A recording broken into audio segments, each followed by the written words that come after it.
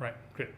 So again, good morning, good afternoon. So thank you very much for being here. That's number one. To every one of you for being here today, right? How many of you here would like to waste 2 hours with me? Just waste it off. No, right? You're here for a reason, right?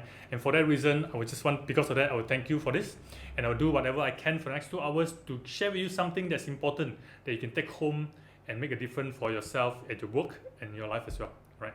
Number two, I would like to thank IMU and especially to Doreen and Najwa here who actually arranged for this, for me to be here. This is our third session, third essential skills session. Altogether we have 6.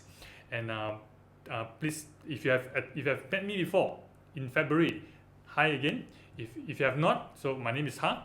Yeah, so there's 3 more to go. Please come for that, and so that we can actually round up the whole learning workshop. Right, good. So shall we begin? Yes, we are ready. So that's good. So I can put on the slides. So why are we here?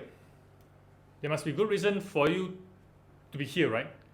You don't just sign up for you actually sign up for a reason, right? Because you're going to spend 2 hours with here. There must be a good reason for you here, for you to be here. And for this, I just want to use this as an opportunity to break the ice.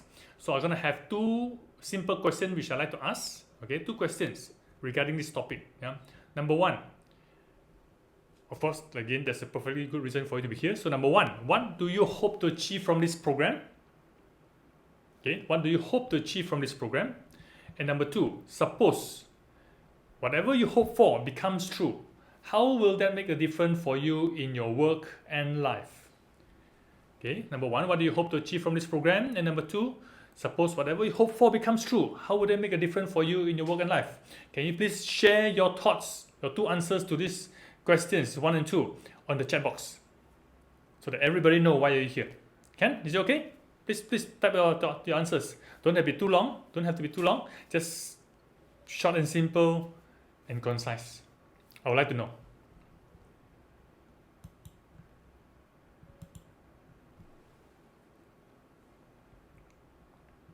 Everybody please share, yeah?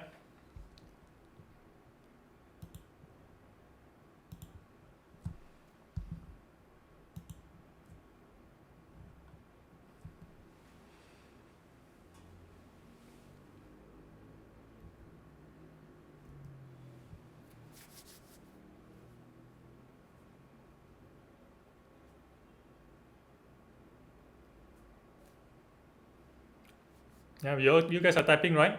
So please type on it and share with us, everybody. Waiting for you. Yeah. So number 1, hope to master the mindset of critical thinking, as it might be one of the important skills in career. Yes, definitely it is. Yeah, you will know later on. Thank you for that. And Fong Yihang, right? Fong Yihang, please share number 2. Suppose if that actually happens and it becomes true, and you actually master the mindset, how would that make a difference for you in your work and life?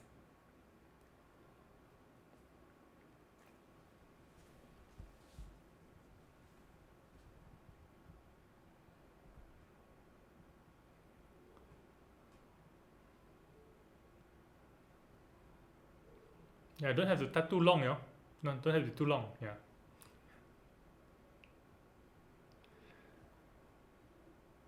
Okay, to learn how to view a situation critically from different angles. Number 2, hopefully we can use these skills to lead a team more effectively. Yeah, definitely. How many of you would like to be able to be a leader and lead a team?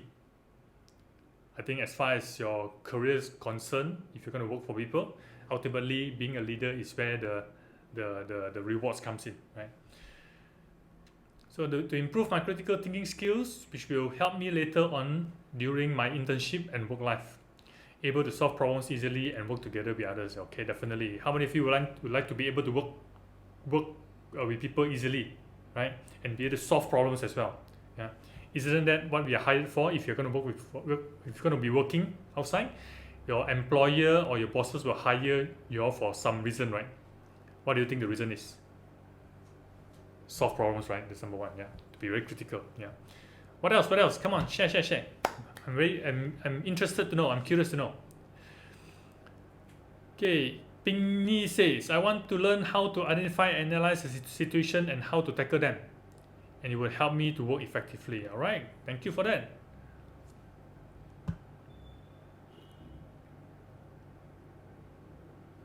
What else?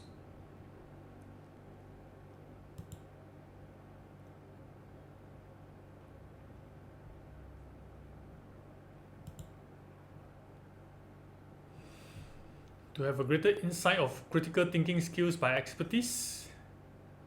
These skills are essential both in work and life events. Yeah. And to ensure minor and major conflict and problems can be solved more effectively and logically. Yeah. True. Yeah. It actually, if you in a way master how your mind thinks, right, in a very critical manner, right, you can be a good problem solver. That's all I can say. Yeah. What else? Yeah. For those who have put in the chat, thank you so much for that. For those who are still typing, type a bit faster, please. Yeah. So that everybody get to know what are you thinking and why are you here.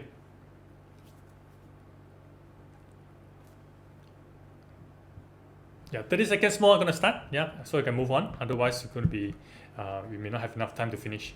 Yeah. So type a bit faster. Type faster. Type faster. Yes. Come on.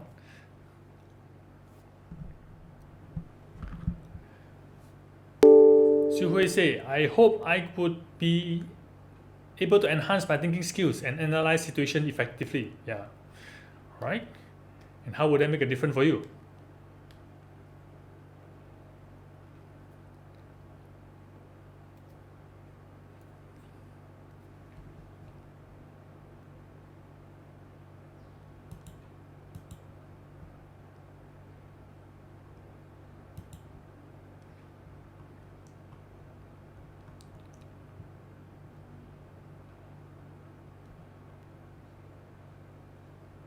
Okay, to be able to analyze situation before making decision. All right, I'm quite sure some of you are still typing or you're thinking, whatever you're thinking in your head, these two questions I asked you, right? Does it make a difference for you why you're here? I think the way you need to prepare yourself because you're going to learn something here. So whatever you're thinking today, I hope you're here for a good reason. Yeah, and I hope that you're going to pick up something that's very important for you to help in your career. How many of you here would like to be able to learn something today, something valuable enough that you can take home and be able to create big changes in your career? Yes, I hope you do, right? I believe you do, right? Right. So with that, I'm gonna continue. Yeah, I'm gonna start off. I'm gonna continue from here. Right. Thank you everybody for putting on the chat. Yeah. So now, before I move on, is it okay if I share a bit about me? How many of you would like to know a bit more about me? Can I share? Is it okay? Put in number 3 if you like. It's okay. Put in number 3 so that I know it's not about me. It's about you, right? But if you want to know about a little bit more about me, I'll be sharing just a short one. Yeah, so that you know who am I here and why are you listening to me, right? Okay. Okay. Thank you everybody. Right? A quick one. Yeah. So, my full name is Ha Chi Kian. Call me Ha. It's easy to remember, right? Ha ha ha ha, right? Easy to remember. So I've been in training for the past 9 years now. It's coming to 10 so fast. It's ever since I started 10 years ago. And prior to my training career, which I've specialized in leadership training and development, I like to help companies to build high performance leaders in the company, because I personally believe a leader can make a difference in the company. A leader are the one that can actually make a change in the world that we are living in, and at the same time, a leader can actually make and also break a company, right? So it's so important to be a leader. And I hope that you are here wants to be a better leader, right? Learning all the skills, yeah. So there's 10 years in training development business, helping people. But prior to my training career, 16 years. I have 16 years of experience in the manufacturing industries. I'm the engineer. I'm a mechanical engineer. Started off from production engineer, moving up all the way to operation manager, managing a whole factory.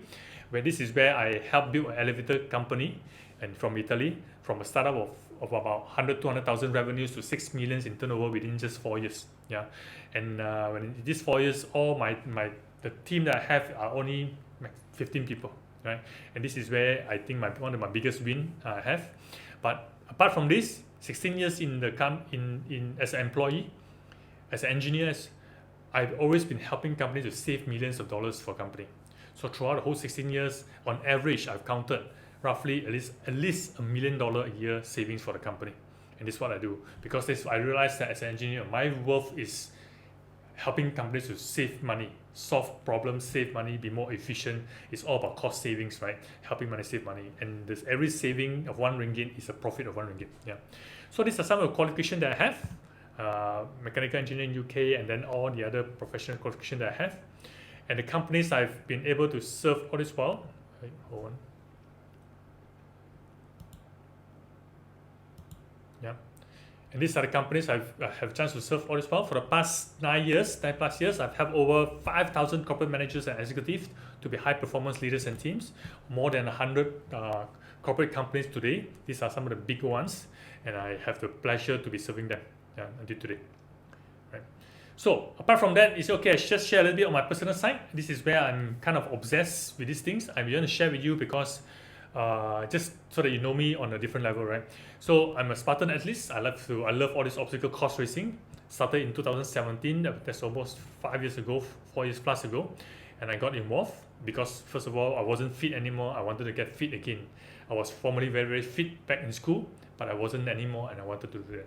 So for those who doesn't know what Spartan is all about, so basically these are the Spartan athletes. Look at their body, right? When I look at them, I was like inspired. I would just want to be like them. So and Spartan obstacle courses, Spartan race basically obstacle course, rope climbing, climbing over slippery walls, carrying sandbags for 100, 200 meters, and then dunking into muddy waters, dunking under the water, the wall, and then barbed wire crawl, get dirty again, and then climbing over walls, different kind of walls, 4 feet, 5 feet, 6 feet, 7 feet, 8 feet, 9, even I think 8 feet 4 is the tallest. Carrying more buckets. It's all physical challenge, endurance challenge, and this is where I kind of love the torture in a way. It's torturing, to be honest. It's torturing, but in a way I kind of love it. Yeah. So, and jumping over fires at the end, right? And these are things I do. So in 2017, I went for 3 races. It was my first year. It was one of my toughest years. And starting off, when I first started off, I actually cheated in most of the races in my first year, because if I don't cheat, I will never get out of the race, to be very honest. But it was that inspired me to try harder and get better next year. So in 2018, I did the same 3 races all over again. These are my three medals. Yeah, to complete one big medal in the middle here. And then in 2019, I do it again. And every year I train for this. I get better and better and get stronger and stronger. So today, I will say that last year we don't have it because of COVID, but I keep on training. So this year, on my 5th year right now in training, I think I'm definitely way stronger than even when I was back in school. I was an athlete back in school, but I think I'm definitely way stronger right now. So this is something I do. So for those, I am sharing you with this because for those who are, you guys are still young, definitely, right? But what happens is that after I left school, I started working. I find that my physical fitness and my physical ability, right, started to decline over the years. Yeah, and it becomes more and more painful, and all the joints that I have. As I enter age 40, I realized that every part of my body was in pain. My neck, all my joints are in pain. And I realized that it's something that I'm actually living in pain, living with a lot of pain every day. Then when my son came along at 41, I realized that it's now no longer me, because my pain was translated into anger and a lot of frustration. Sometimes I even shouted at my son because of my own pain, right? And I told myself, because of him, he was the inspiration for me to get started, for me to be a better father, right? So I thought that I need to do something about it. So I started training again, learning about my own body, how to overcome the pain and everything. So today I'm pretty happy. I think I found a certain formula, a certain remedy for me to overcome a lot of pain. Today, a lot of my joint pains are gone. There's no more. I at first was surprised, but actually it's not really surprised, because I kind of found a way to do it, and I know how to alleviate a lot of this aging joint pain and get it out of it. So today my pain level, early on I was actually suffering a pain level out of perspective, right? 1 to 10. 10 means kill me, take away my head, right? I was actually at a pain level of about 7 and 8, and today my pain level is only about 1 and 2. Occasionally I don't even remember that I have pain anymore. So that's a very, very good accomplishment, knowing these little things. And this is where I'm very passionate about what about all this is being fit again. And I encourage all of you, even though you are still young today, to keep your life active, because you will need this to pull you through as you get older and older. Because all these degenerative diseases, right, chronic pains, right, are because as we age, we're going to have this, and you can actually overcome it by being physically active, right? Right, that's a little bit about me, right? So coming back to this things, I'm going to talk about critical thinking, which is also very important and aspect. Got to do a little bit with fitness as well, and I will try to interlink both together as I go along. All right, can.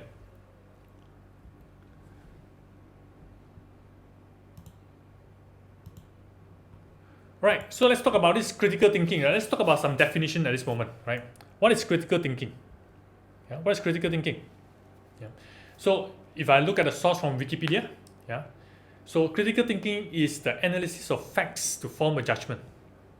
Yeah, in order for us to make a decision, to know exactly what's happening, we need to actually analyze certain facts. And critical thinking is the way for us to be able to analyze it in a very objective manner, right?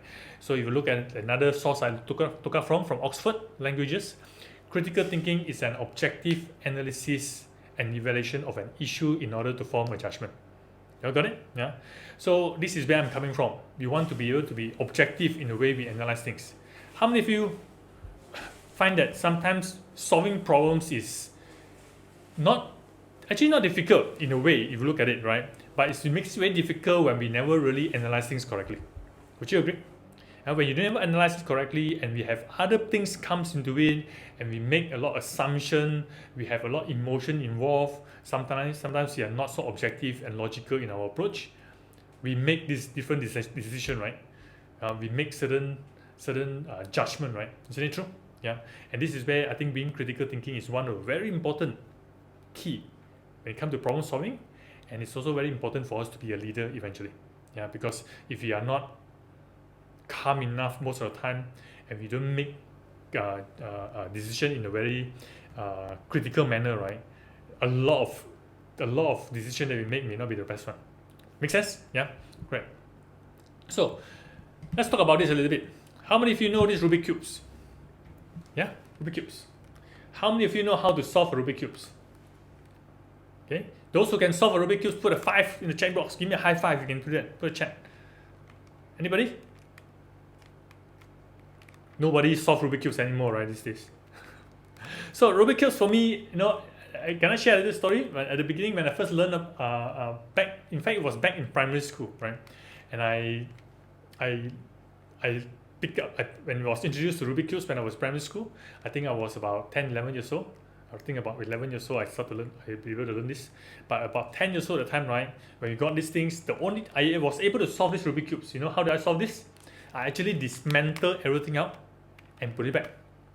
So what I do is that I cheat in a way. So when I tell my friends that I can do this, give it to me, give me one day, come back next day, I'll make sure it's complete for you. You say, how do you do it? Never mind, I know the secret, I will do it for you. So what I do is I go back home, I will dismantle it and put it back.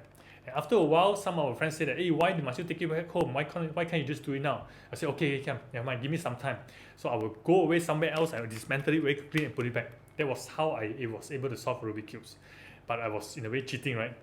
So then what happens is that later on, the next following year, I realized that my second sister was able to solve it in a better way without dismantling. She knows the formula, right? So I said, hey, I begged her to teach it to me. So and after a while, she was teaching me patiently, and I was also learning it patiently. Even though it's very frustrated, right? At the beginning, I don't really understand. I finally found the formula to solve these things, right? So to be very honest, until today, I still do not know exactly how to move certain parts. I know some how to move certain points to certain points, but in totality, right, I may not know how can certain move that. And I'm sure if I study this, I will know it. But sometimes I find that if I know the formula, just like mathematic formulas and equation, if you know how to apply certain formulas, you can solve the problems. So I came from application point of view. If I know how to apply it, I know how to solve. So today, because of years of playing with it, I kind of know by heart how to move certain things, and I just know how to solve it. Guarantee I know how to solve this, but it's just a matter of time. I'll just get it done. Yeah. So I can actually do this within a short, less than 5 minutes, I can get it done. If I'm fast, less than 3 minutes, I can get it done. But anything faster than that, I may not know because I never know exactly how it works, right? I just know the formula. So this is number one, okay? So for those who know how to solve a Rubiks cubes, I think you understand what I'm talking about. Yeah. So let's fast forward a few more years later on, and this is where I was back in school. I was in the colleges. I actually have experience. Then I moved on when I graduated, I started working, right?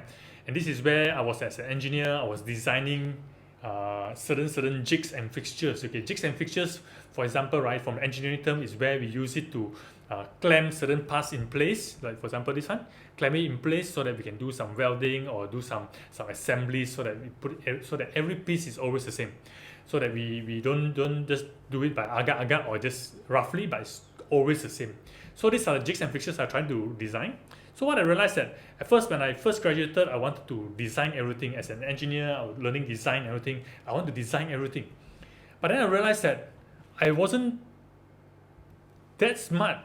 I'm not so good at, I can design certain things, but in certain parts, like for example, this jigs and fixture, right? I have an idea. For me to draft it out and come up with a concept, it's a challenging thing for me. I can't really do this very well. So I was thinking for about a week. I was getting a bit more frustrated because like, I cannot get this done. And then I start to question my ability as an engineer. I'm an engineer, I cannot design all these things. How is it going to be? And then suddenly a thing just strikes me.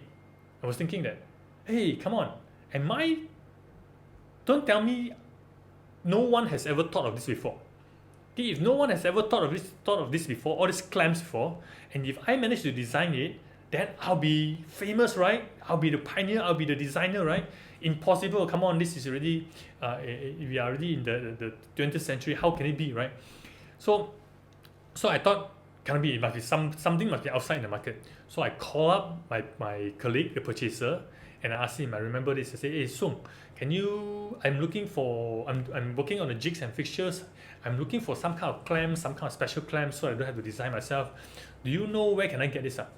Oh, okay, no worries. I know the supplier who can do this. I say, huh? You actually do? Yeah. So if you want, I can take you there. You can see everything and choose whatever you want.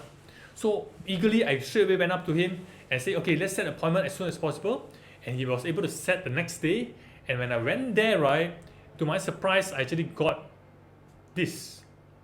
He has all kinds of clamps available for me to choose, right?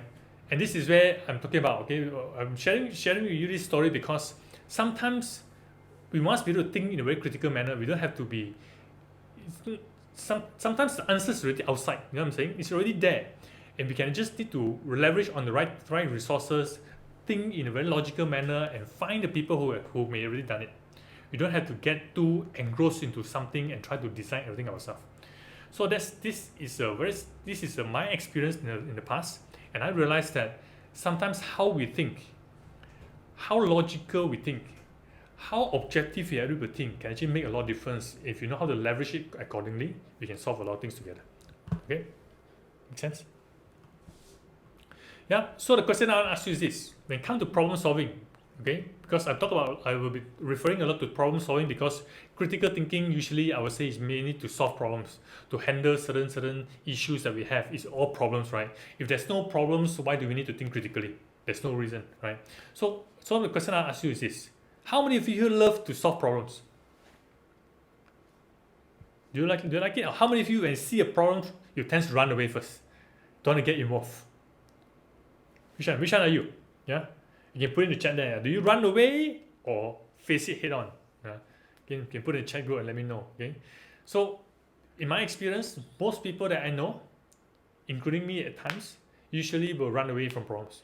Nobody would like to really, I got a problem, yeah, bring it on, love it, things like that. But this is where I realized that this is where I think I have a little special ability. I tend not to run away from problems. Maybe that's the reason why I'm an engineer. But still, there's a lot of engineers that I know, and I have some of my staff which I really want to kill them if I can, because they are not even solving problems, and they are not able to solve it in a very logical, critical manner because the way they're thinking. But for me, what I realized is that if you want to solve problems, the only way to solve problems is that the only way for me to advance in my career is to solve problems. And solving problems, there's a lot of issue. That means if I run away from problems, how am I going to be able to advance in my career? Yeah, so that means I must be able to go on head on and be able to be comfortable. In fact, love solving problems if I say that. Yeah. So throughout my whole years at the beginning of my engineering career, I was there looking for problems, finding fault in a way, not finding fault with people, but finding problems in the factory and see how can I solve the problems for my factory workers, because I was in charge of the whole factory production. Yeah. So you either love it or hate it. I hope you can learn to love it, because if you want to advance in your career, so how many of you here want to advance in your career? Well, yeah, you want to do well in your career. Yes, all of you want, right? I'm quite sure, right? And you have to ask yourself this question: why are you hired at work? Why does the company or your boss hire you? There must be a reason, right? And the reason is what? To solve a problem. If you're not solving problems, you could potentially be creating more problems. Yeah. So learn to love it. And one way to do is to learn how to solve problems and learn how to think critically. Yeah. So what will be the biggest challenge when it comes to problem solving? Yeah. What is the biggest setback or the roadblocks to be able to think critically? What do you think? What do you think, guys? Do you know? Now look at the little slides that I have. What do you think is this? Yeah, lack of knowledge is one, yes, but knowledge can be learned, right? Even though, have you seen people who have a lot of knowledge, but they're still not able to solve problems very well? Or maybe you find that a lot of problems happen because of what? Yeah, Chloe say emotion, right? Yeah, I totally agree with that. It's always this thing called emotion first. Yeah, what will be the biggest stumbling block to critical thinking? Why can't you think critically, or why can't you think in a logical manner? Given that you have the knowledge you may not have, but you can actually find it, right? But what's the one that is the stopping you from thinking in logical, objective, or maybe you would say critical manner? Emotion, right? Would you agree? Yeah? Or not open to other people's ideas is all your emotion, right? Either you're angry, frustrated, whatever, you just don't like it. Whatever is all the emotion in your head. True or not? Yeah? So it's very true. If you're going to learn anything today, I just want you to understand one thing. If you're going to solve any problems, okay, will you be able to solve problems if you are highly emotional? Would you be able to solve problems effectively if you are highly emotional? Yes or no? No, right? Would you agree? You can put in the chat box, let me know whether yes or no. Yeah. If you're highly emotional, you're angry, you're frustrated, you are sad, whatever things, can you solve a problem? Probably no, right? You know that, right? Yeah. So how many of you have ever said something in the heat of the moment, and then you regret it instantly in the 5 seconds or 5 minutes later, or maybe 5 hours later, or for some maybe 5 days later? It's like, oh, what have I just done? Yeah, you just realize that you have acted in a disastrous way because you are highly emotional at the time. But when you calm down and you realize that, I shouldn't have done that, right? And this is where people talk about thinking twice, think carefully, calm down first before you decide. True? Isn't it true? So now I'm going to talk about this emotion part, because if you want to be thinking critically, I think emotions, you need to be able to be in control, right? Very important. And if you're not able to be in control of your own emotion, chances are you usually are not thinking critically. Okay? So is it okay if I go a bit deep? Can I dive down deep about this emotional thing? Where does it come from? Would you be interested to know where does this emotion come from, and why is it occurring, and what is it impacting you, and how is it affecting you? Would you like to know? Yeah, if you'd like to know, put a 5 there, let me know. Yes. High five with me, yes. Yeah. Alright. Okay, thank you very much. Okay, great. So I'm going to share with you. This is very interesting. I would like you all take notes if you can. Take notes, because when I learned about this, I learned this about 10 years ago. In fact, I already know this, but when I learned this model, which I'm going to share from you, which is something I learned, and when I realized this, right, it changes the way I look at things. It makes me a lot more conscious in the way I think, conscious in the way I do a lot of things. Okay, so pay attention to this. This is going to help. I believe this is going to help you everything. Yeah. So I'm going to put you into here. Everybody pay attention here. Right. So number one, just now you saw the little ice cube, right? So the solution is this. What is this? Okay. If I say this is your mind, your mind, right? Your brain, yeah. So everyone have a brain, right? Yes, you have, right? So now let me ask you, how many % of your mind do you consciously use? That means you're conscious about it. Yeah, you know about this. That you know what you're thinking right now. You know what you're doing. You know what you're deciding, right? How many % of your mind do you consciously use? Yeah. Let me know. Yeah, put in the chat so that I know. Just make a guess if you're not sure. Just make a guess. 5%, 10%, 20, 30, 50%, 100% you're conscious, or 100% you're not conscious. I don't know. Yeah. Some say 5. Yes. What else? Come, throw it out. Throw it out. Just interact with me so that I know. Otherwise, I don't know who am I talking to sometimes. Yeah. Okay. 10%, 20%. Yes. 30%. 3%. Okay. Lorenzo, you said 3%. Oh my goodness. Okay. Anybody less than 3? For information, right? Einstein used to say we use less than 1% of our brain. Okay, that's what he used to say, right? Right. Some say 3 to 5, some 30%. So most of you say about between 5 to 10, right? Thank you very much for that. So you're pretty close. It's about 10%. Research shows that we are using about 7%. You know, scientists can calculate everything. So let's round it up to 10%. If 10% of our mind we are consciously using, this is your conscious mind, 10%, what is this part?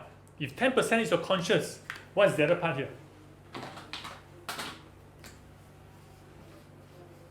What is the 90%? What is the 90% here? Help me out, please. What's the other part here?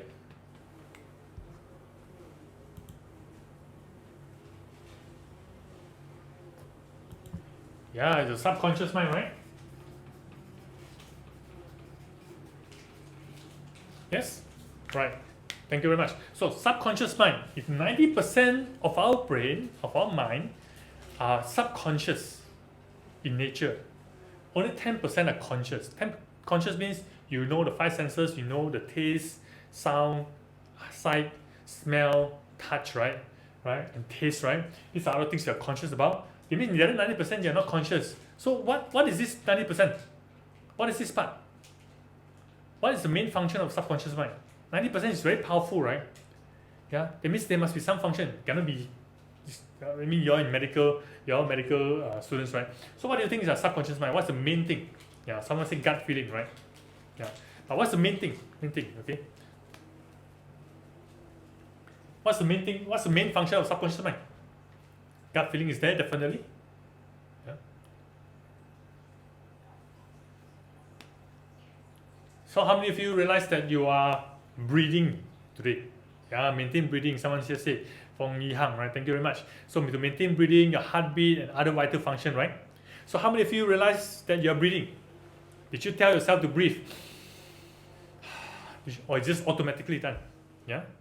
It's all automatically, right? You just have your lunch just now? Did you just tell yourself to chew how many number of times? Swallow now, we're going down to the stomach, and then digest, and to travel down all the intestines and everything. Do you tell them to do it? No, right? Just run automatically by your subconscious mind. Isn't it true? And when you stand up and walk, do you walk with your left leg first or right leg first? You don't even care, right? You just walk. Yeah, it's all control, right? It's all in a way automatic control by subconscious mind. Yeah, it's automatic in a way that because we are not conscious about it, but it was all managed by our subconscious mind. And our subconscious mind research shows that it's 1,000 times, or is it 1 million times more stronger than the subconscious mind or conscious mind. True. So that's biology, right? But I want to talk about an area. We are talking about critical thinking today, right? One area of our subconscious mind which actually affects us in the way we think is this thing called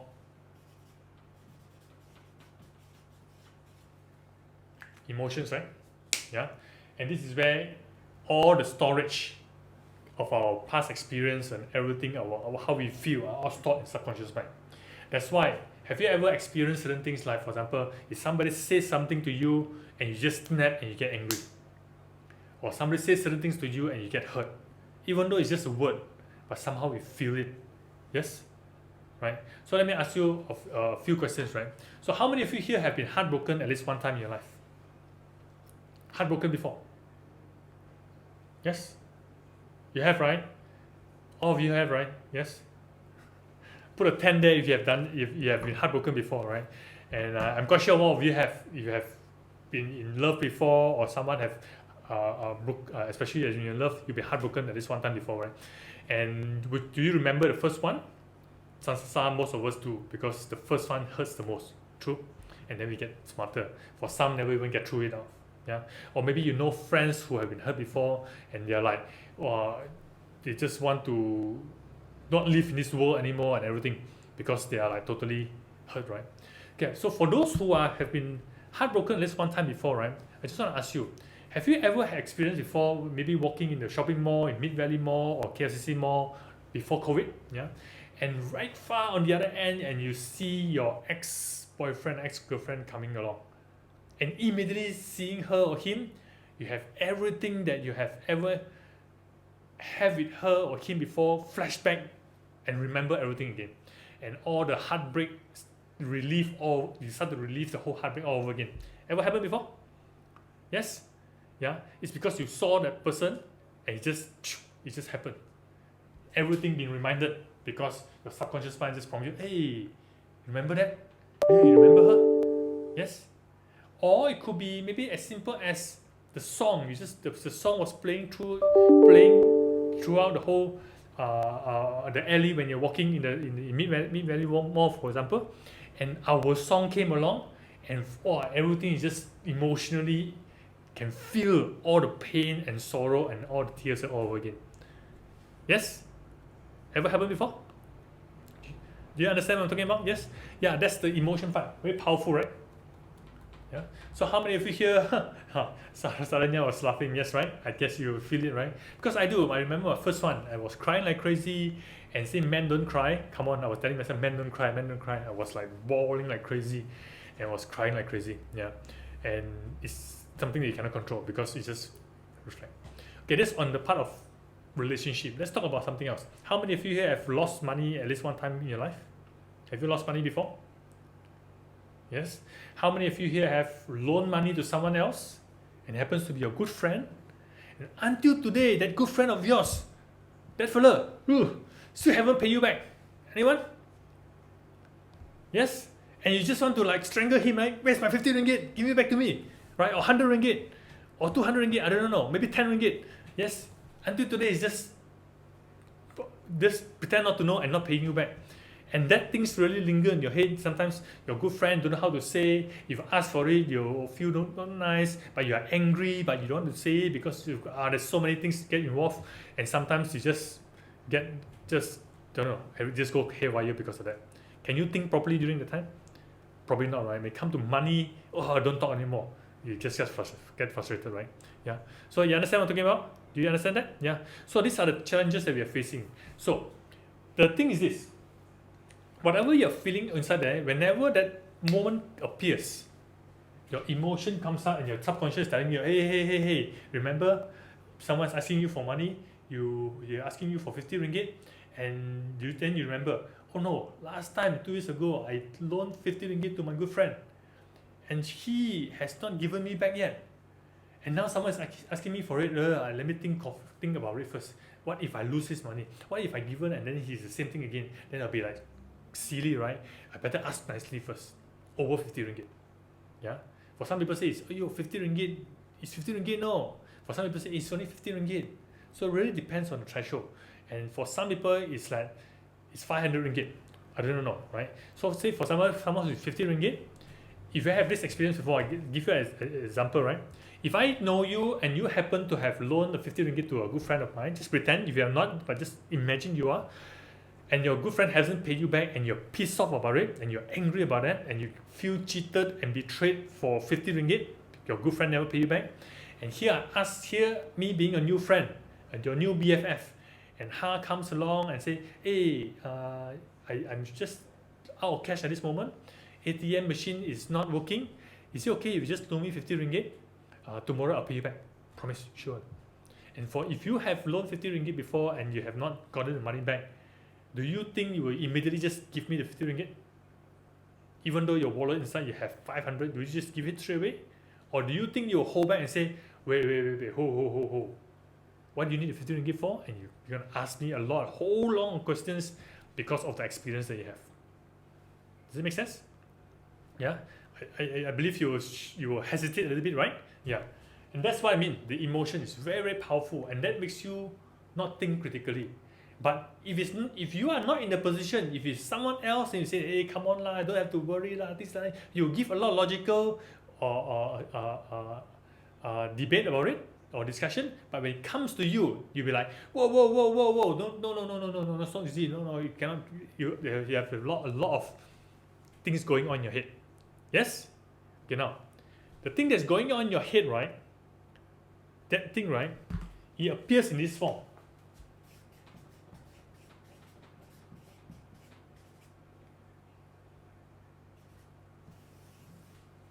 Yes, can you see this? What do you call this? The little voices, right? Have you ever talked to yourself from time to time? How many of you find that you talk to yourself almost every minute? Having a debate, maybe you laugh about it, sometimes you cry over it, sometimes you all quarrel over it, you talk to yourself in your head. That little voice you're talking about is the one that is this emotion I'm talking about. Okay, and where does this little voice come from? Where do you think it comes from? You all know this little voice I'm talking about, right? You're familiar? Yeah. So where do you think this little voice comes from? Let's go a bit deeper, yeah? How does this little voice form? Where does it come from? It's from your experience, right? It's from all your past experience, the happy moment, the sad moment, the heartbroken moment, the moment when you get betrayed because someone haven't paid you back, for example. Then it's a little voice that pops out saying, wait, hold on, come on, think carefully. Don't simply give the 50 ringgit. Don't simply fall in love anymore.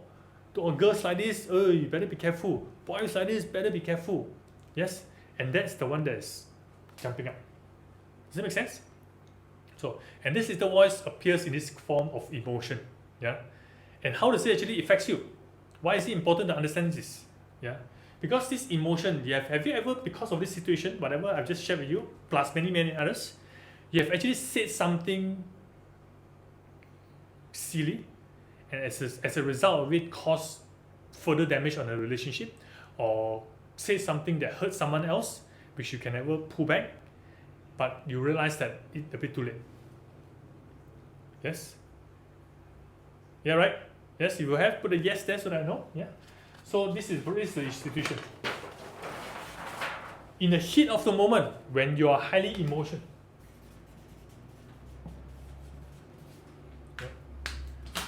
when your emotions are very high, right?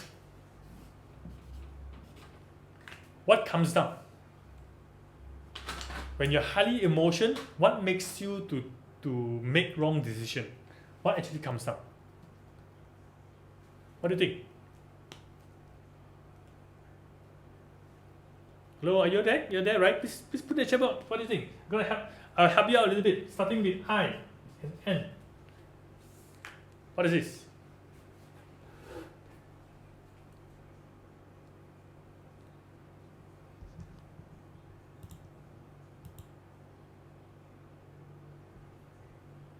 Anyone?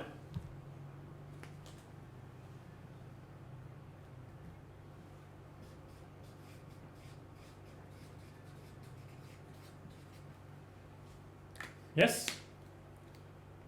Intelligence. When your emotion is very high, what comes down? Your intelligence, right? You no longer think logically. Your intelligence seems to be so low, like 3-4 years old, or you're 2 years old. Can't really think so much anymore. Ever experienced this before? Have you realized that when you are in the heat of the moment, you're so angry, you just, even though sometimes your mind tells you that, don't say that, but you just say, I don't care. And you become irrational. Yes, thank you very much. Yes, I just don't care anymore. You just want to whack the person back, even though you know there's consequences, but you still do it anyway, right? Because you are just like a small little kid, or maybe people who just don't think twice anymore, just do it. True? Yeah. And this is where I'm talking about. So when you want to be thinking critically and your emotions is very high, very difficult for us to think critically. Does it make sense? Or even logically? So it works both ways. Does it only happen on the bad emotions? Let's say you're frustrated, angry, right? Irritated, right? You just get so, yes. But what happens on the other side? Happy emotions. When you're feeling so happy, everything is like, wow, the world is so beautiful. Do we think critically sometimes? I mean, does our intelligence also goes down as well? Yeah, there's certain things you know that when you're too happy, like for example, people are in love, right? When you're in love, it sometimes they just make a lot of wrong decision, right? Especially guys. How many of you guys here? Yeah, for a girl, you like the girl no matter how far, 30 kilometers away, it's just nearby, right? It's on the way, right? Even though it means that to travel all the way to north just to pick her and come back all the way to Klang. Just say you're you're staying in Subang Jaya and you want to go to Klang for bak kut teh or something else, okay, or some food, and you will travel all the way to Selayang just to pick her out and just to come back. For you, it's on the way, right? Yes, guys, you know what I'm talking about, right? Yeah, because we don't think so critical. Yeah, so that's the issue. So understanding this, I think, is very important because now we're going to be very clear why we act the way we act. Does it make sense? Yeah. So I'm going to put you back into. So if you understand what I'm talking about so far, can you please put in put in 10, put in a 10 so that no double, give me a double high five, 5 plus 5 if you want, so that I know that you're still with me. Yeah, 10, put a 10 there. Yeah. Yeah, learning something? Great, right? So this is the situation. So now, I talked about this earlier on. Okay, so it's about self-talk, right? So you remember these things, your Scooby-Doo, the angels and demons. The angels telling you to be careful, don't say that, don't bite it. But the devil there saying, come on, just do it, man, just do it, don't care, right? And this is the emotion going around it. Very, very powerful. So now I'm going to do a very simple little activity. For this case, it's not going to be activity right now. Just a matter of truth and facts. Understanding what is truth and what's facts, right?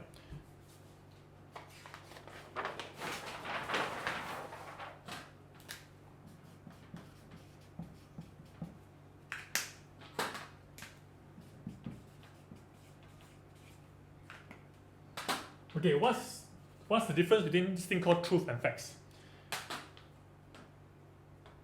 I'll just do a very simple thing. I hope that you all can interact with me. Just for example, I give you a very simple question, right? And this is just for fun, right, guys? Just for fun, right? And just for the fun of it, right? I just want to ask you all. So I will start with the women first. So the guys here, I just want you to just be calm. Doesn't matter. Just listen out to what the ladies have to say. So the question I'm going to ask all the ladies here right now is this. Just for the fun, yeah? So what are your thoughts about men in general? Okay, what's your thoughts about men? Can you just maybe put in the chat for me? What are your thoughts about men? Okay, you don't have to worry about what people think about you. Just put it on. Yeah? What are your thoughts? Just type in whatever you're thinking. Yeah.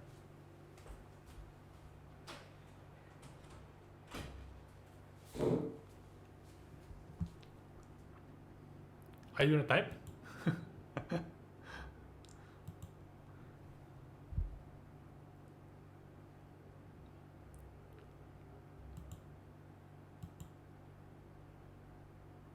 No? Okay, but anyway, you guys are thinking, right? What are your thoughts about men? So some may be thinking, from my experience when doing this activity, right? Usually I'll group them all together. So some ladies were saying that, yeah, men are very nice. Some men are very good, but some ladies will say that all men are cheater, or they cannot be trusted. Men can only do one task at the same time, cannot multitask and everything, right? Have you heard this before? All kind of thoughts about men and about men. And some say that men are kind-hearted. Some will say no, men are not kind-hearted and things like that. They have all kind of thoughts about men.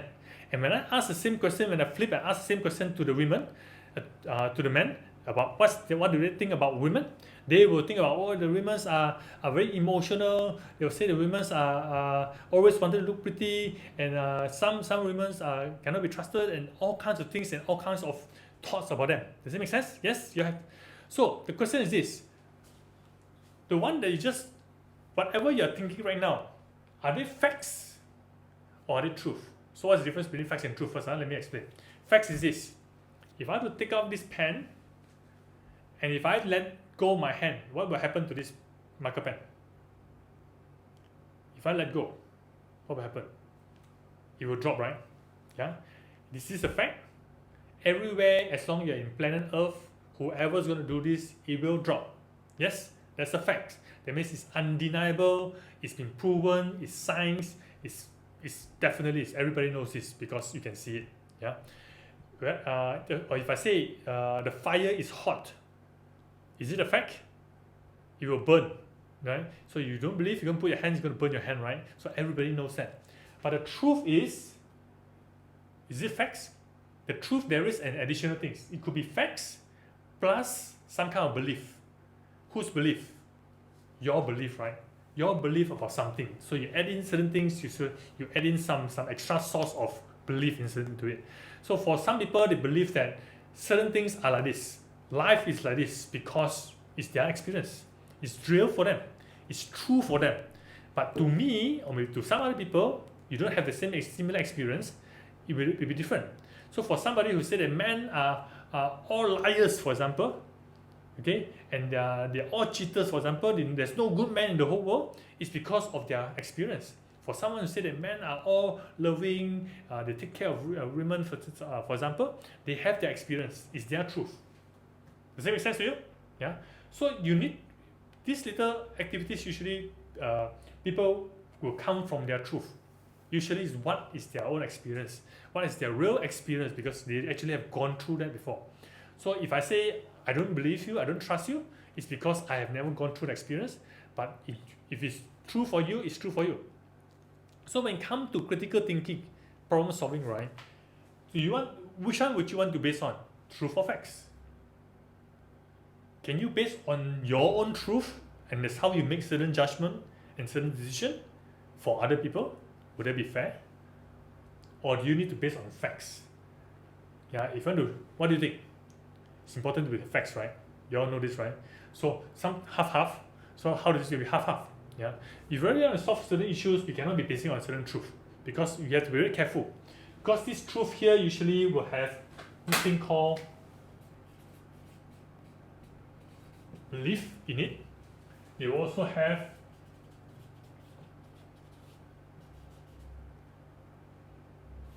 emotions in it. That means something has added on. Facts are purely proven, nobody will fight for it. But the truth is usually because of something that added in, and it may not be true. Because some of our experience, for example, it may not be true. It's true for us, but it may not be applying for other people, right? And we use that little frame of mind on that, and we're going to make decisions based on that, we will always find a lot of issues. Give you an example. How many times do you realize that whenever there's a problem occurs, right, would you agree with me that it's usually, majority of the time, is the communication? Usually it's yeah, I thought this, I thought that, I thought you mean this, I thought you mean that. See, we all never communicate correctly. Or because that we never communicate at all, sometimes we assume that you should know. Look back at home that we're talking about, sometimes the way your parents are saying certain things, they make a lot of assumptions, right? I'm the parents right now, I have a kid. Sometimes I realize that certain things I say, I expect my 6-7-year-old kid to understand, which to him impossible for him to understand, but I expect him to know. And I saw that a lot in my wife as well. I said, hey, whatever you're saying, you're making a lot of assumption that he knows, right? But how would he know? He doesn't know a lot of things. Yeah. And we are coming from a truth because we have more experience maybe, and we think that this is how it should be. It's very logical to me, so it should be logical to you. It's very common sense to me, so it's common sense to you. Yeah. You know what I realized? I just realized that the common sense of my time may not be the common sense for the younger generation today, because they all live in a different reality, different lives, different era. Let's put it this way. It means different decade, and as a result, they are brought up differently. So certain fundamental truth for me, based on how I've experienced, is no longer true for you because you have never experienced it. Does it make sense? Yeah. So because of that, we need to be very critical in our thinking. We cannot just make an overall blanket assumption and say that, hey, that's how it is, and this should be that way. And they should know. And hence we use a lot of should, we should around with everybody, thinking that that's how it should be. And wouldn't you agree that this is where a lot of problems comes in? Because everybody are just pointing fingers and saying that you should know, we should know, how come this, and we get frustrated over it. And the more frustrated about the communication that we have, the more emotion we're going to go up. The more, even though no matter how intelligent we are actually not operating on a very high intelligence threshold. Does it make sense? Yeah, does it make sense? Yeah, if it makes sense to you, let me know. Put yes so that I know that you are still with me. Yeah, understand, right? Yeah, great. So now I'm gonna do a very simple activity. I'm gonna break you all out. You have about 30 of you. I'm gonna break you all out into 2 by 2. Okay, and I want you to run a little simple activity. Can you do this? You promised me you're gonna play all out, right? Yeah.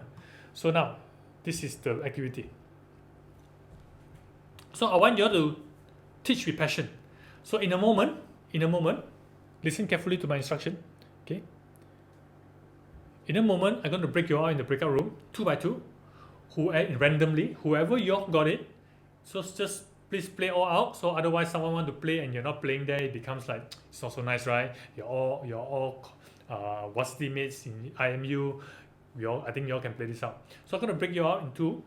And what you're going to do is this. Once you found your partner, very quickly, in the next 5 seconds, decide among yourself who's going to be the teacher and who's going to be the student. Okay? Choose among yourself, or if you're not sure, whoever point to whoever says you're the teacher and the students, just decide very quickly, right? Don't have to argue over it, don't fight over it. Just be either a teacher or a student. Okay? If you like to be a teacher, volunteer yourself, right? So what we're going to do is this. There's 2 things to do. The teacher have a role to play and the students have a role to play. Okay? Are you with me? So pay attention, yeah? So the teacher, I want you to start thinking right now, whoever are willing to be a teacher, right? I want you to be thinking of something that you're going to teach your student for the next just 2 minutes. Okay, 2 minutes. Teach them something easy in the next 2 minutes that you know that they will learn something from you. You're going to help them in their life. Okay, but don't make it complicated. It could be, for example, how to make the perfect half-boiled egg. Okay, half-boiled egg. Okay, or how to cook the best 2-minute Maggi mee. Okay, or the most delicious 2-minute Maggi mee. Okay, your version, right? You're the chef, right? Teach them the techniques and how to do it. Teach them, okay, because you know they do not know. Even though they say, yeah, I know. Maybe they really know. Just ignore it. Just say that you know that they will not know your recipe. This is your way. You know it, so you're gonna teach it with passion, right? So make sure you teach it with passion because you know they do not know. And the moment they know your formula, your recipe or whatever things you're trying to teach them, right? Their life will be transformed. You know this, right? So you need to be passionate about it. Teach them, right? So that's all you do. For the next 2 minutes, once I go over there, choose among yourself and very quickly start to teach. Okay? And in 2 minutes time, I'm gonna call you back. So the teacher's role is just to teach. As whatever it is, just teach. Got it? Yeah. So now, students' role. Students, your role is very simple. If you volunteer yourself to be a student or you choose to be a student, whenever the teacher is teaching you, I want you to pay attention and try to learn something from that, right? But as you are trying to learn, right, I want you to do something, and I want you to do this continuously all the time. Every time you are paying attention and learning from a teacher, right, I want you to say these 2 words. Just say, I know. Look at the teacher and say, I know. I know. I know. Even though you do not know, right, just say, I know. And you want to look it straight to the teacher's eye and just say, I know. I know. I know. I know. For 2 minutes, keep doing that. Don't stop. Even though whatever the teacher is teaching you is going to be interesting, just say, I know. Yeah. But, okay. And I'm going to make it, how rude. Okay. Doesn't matter, just for fun, right? So now, whatever you do, right, I'm going to give you some power. To the students right now, you can actually exaggerate a bit more. You can put it like, I know lah. I know already. I know. But still look at the teacher and pay attention anyway. Okay? Just say it. You can make it exaggerate. But teacher, don't be discouraged. Whatever you're going to do, you know they do not know. So just keep teaching. Find ways to teach. Doesn't matter, right? But the students keep saying, I know lah. I know. Don't stop. Keep saying, I know for 2 minutes. Is it okay? Let's have some fun. Shall we do this? Alright? So teacher, start thinking. I'm going to put you all into the group right now. Are you ready? Yes? Ready, yeah? So going to give me some time. I'm going to put you into the breakout room right now.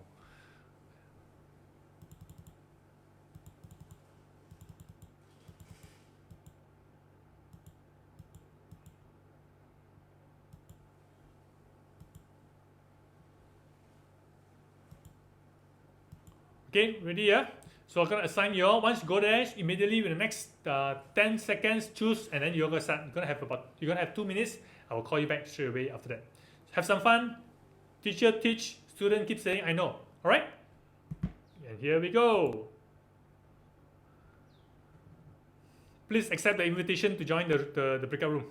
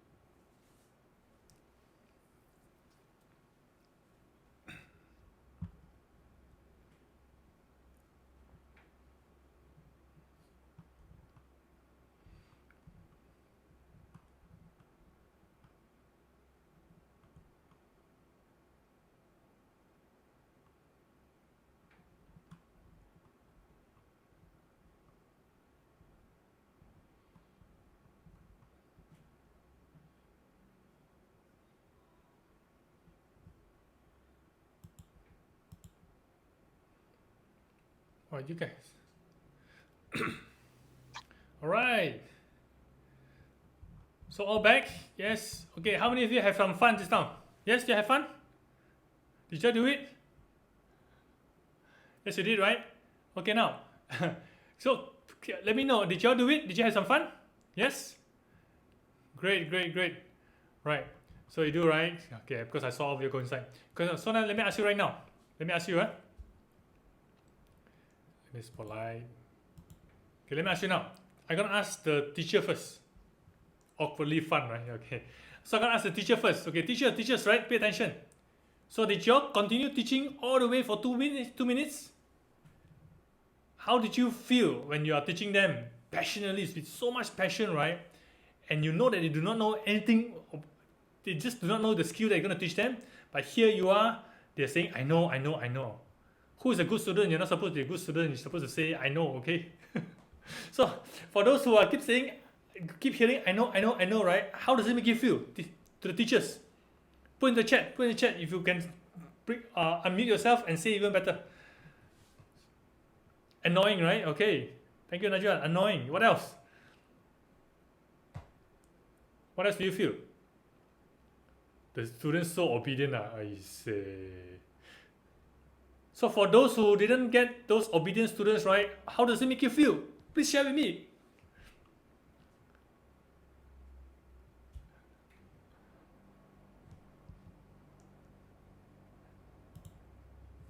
A bit discouraged, right? And then what else? Anybody here feel like killing your students or not? Kill and strangle him? Anybody?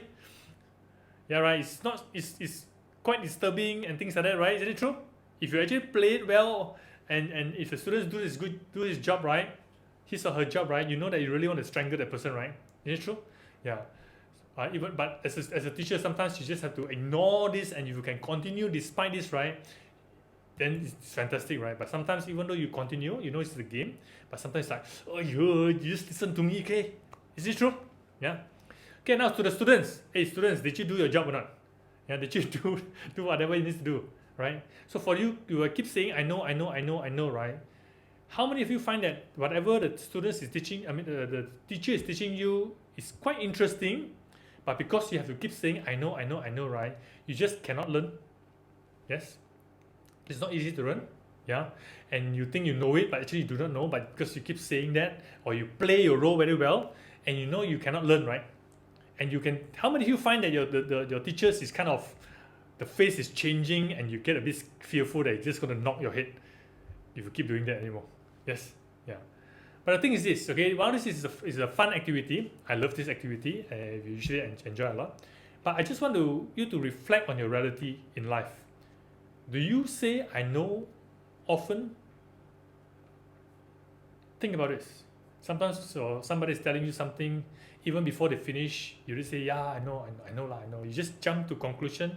You just make assumption immediately. You think you know what they're trying to say. Or sometimes before they say, yeah, I know he's like that one, he's like that. You just make a lot of assumption, right? Isn't it true? Do we do this? Do we do this very often? Or sometimes the teacher is teaching, and they make this assumption that the students should know this. So you just jump a few steps, assuming that they know how to boil water. Come on, boil water is so simple, don't know, man. Correct, right? Yeah. So we make a lot of assumption in our day-to-day basis, right? In our communication, in the way how we give instruction. Isn't it true? In the way how we interact with people. Isn't it true? Yeah. And this is the thing I want to talk about, because if you're going to learn anything today, just realize one thing. If you are making a lot of assumption on a day-to-day basis, right, it can be very disastrous for you, because most of the time you are not thinking very critically because you're making an assumption. Where does the assumption come from? We just learned it just now, the little voice and everything, because you think people should be this way, but what you think should be may not necessarily be true. Yeah. So when you're coming to problem solving a certain issue, solving a certain conflict, or dealing with certain challenging situation where you need to be very, very on the dot, on the spot, giving proper instruction, we must not give instruction. Right? So you may not be assuming too much. My experience, I've learned before in my working life, every time I make an assumption, I always ended up with some kind of problem, most of the time. Okay, and when I think back, it's like, I shouldn't have done that. I should have been more careful. I should have, right? And I'm quite sure that you have the similar experience as well. So knowing this, I want you all to be very, very direct, very straight. Tell people what they need to be telling, but of course, be mindful about this. But really, really communicate correctly. Don't make a lot of assumption. No shortcut, because the more, especially in a very complicated or complex matters, right, where a lot of people may make a lot of mistakes, you better be sure. Yeah, you have to be very critical in the way you think. Do not assume people know. Does it make sense? Yeah, I'm quite sure. I'm quite sure you have a similar experience on this, right? Because the question is, what are you really assuming? Yeah, all this assumption is actually pretty bad. Yeah, because if you assume, right, you are a fool. or you make a fool of other people, right? Sometimes, right? That's why people say assumption is making an ass out of you and me, and that's a similar things, right? So very important thing is this. I'm gonna share with you my way of looking at things because I've banged into so much problem before. A lot of times, if you really explore this whole thing or study the whole situation, it's always because assumption. And every assumption that we make, if you're gonna make a certain assumption, what I will do is that I'm gonna make this assumption. Because of this assumption, I will make this decision. And this decision, if it's based on assumptions that's wrong, right, could lead to different answers or not. So because of that, every assumption that I make, I want to be able to verify it. Yeah. Make sure you verify every assumption that you make. Strike it off. Is it an assumption? I think it should be this way. I think it should be this way. Verify that this assumption is true by checking with other people, discuss with other people, bring forth your ideas so that people say, yeah, I think I agree with you, and majority are agreeable to that. And still, even though when majority are agreeable, it may still be an assumption, right? Because everybody are, we are all from the same school, the way we think is similar, and hence we have a very similar situation, right? So you use this process elimination in the sense that you need to prove that every assumption of yours is not an assumption. Okay, because if you don't do that, right, it will come back and bite you at the end because you are not thinking critically. You're not analyzing it at all. You're just plucking from the sky, things should be this way. Whatever it should be may not be necessarily true. Make sense? Yeah. Of course, you're going to take some time to do that. You waste time. But sometimes this type of wasting time is a very critical way of doing things, very logical, very objective way of doing it. So you need to do it faster, but tabulate correctly, and really analyze the situation before we decide. Yeah. So what we need to do is actually to take control. Right? What I want to share with you. First thing, no assumption. Basically, to take control. Take control of what? Take control of the little voice in your head. First thing, you want to be very conscious in the way you are dealing with things. Remember, the little voice, where does it come from? It's all locked into that. Sometimes a lot of people their lives or their decisions are run by their emotion, and it's just everything decision made based on emotion is sometimes not very, very wise at all, right? So you need to manage a little voice. You need to control it, right?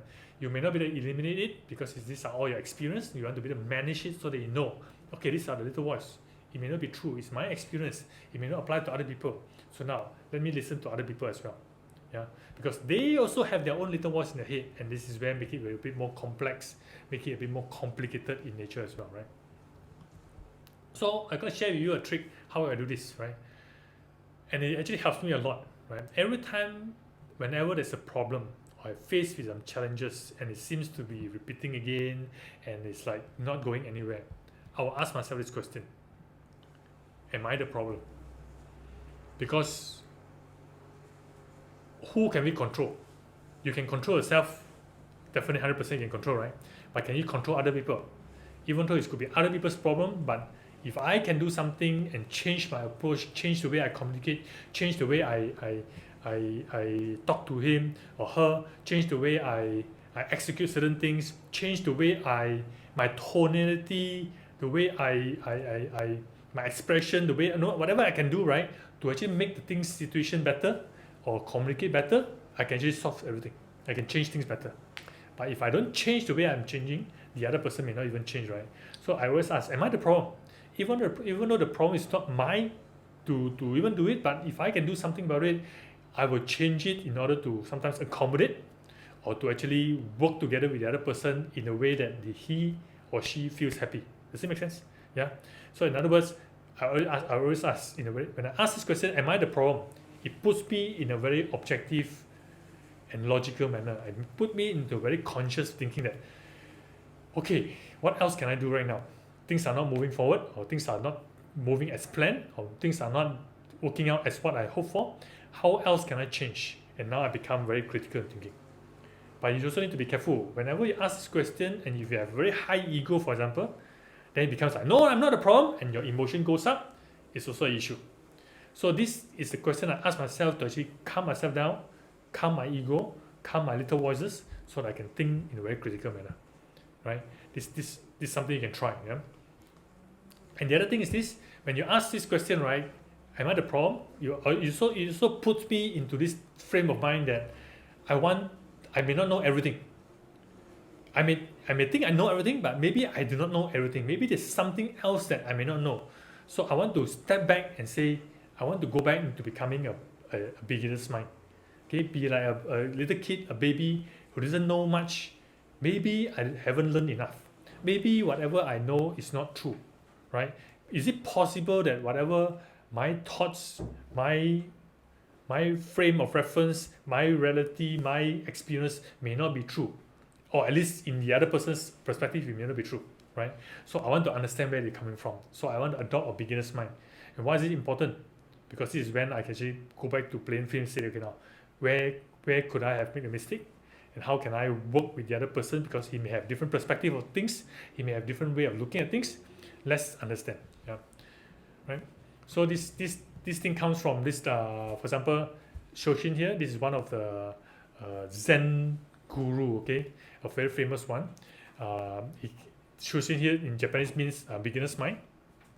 One is the famous quote is this: in the beginner's mind, there are many possibilities. Right? In the expert minds, there are few. Isn't it true? Yeah. Sometimes when we think that we're too expert because we know so much, right? Then the next possibility, this is the only two options or one option that we know, because we know so much. But when we do not know much, everything is possible. It's a possibility, right? Everything is possible, right? And we were thinking that what else can it be true? What else can be true? What else can be? Is it possible? What else? We ask a lot of questions. Just like all the small little kids, like my son and things like that, they ask so much questions. Because why not this way? Why not that way? We ask a lot of questions. So we want to be able to put ourselves into this point that if I'm a beginner, I do not know anything. What else can I find out? Right? Because if you put yourself as an expert mind, there's only a few options because you think you know. Does that make sense? Yeah. So this is the thing, because this is very powerful. You want to put in beginner's mind. Got it? Are you catching me so far? Learning something? This is how you want to put yourself into a very critical thinking frame of mind. For especially when it comes to problem solving. If you are a leader, how many of you want to become a leader? If you want to become a leader, you're going to face a lot of challenges with dealing with a lot of people's thinking. Because why? Their thinking are all from who? Most likely is from the little voice that they have. It could be mainly from their truth, not really facts. And you're going to deal with every individual. You're going to have a few little voices and different thinking, and you're going to have a lot of challenges there. And you want to be able to think from a beginner's mind. It's something that we have to learn. I'm going to start off with this the frame of mind that what is possible, how can you move into that? Yeah? Make sense? You get it? How many of you get some aha moment here? If you get some aha moment there, put an aha there so you know that okay?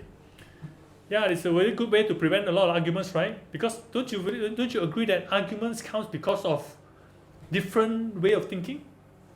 And I think I'm right, you think you're right, and I insist that I'm right, you're wrong.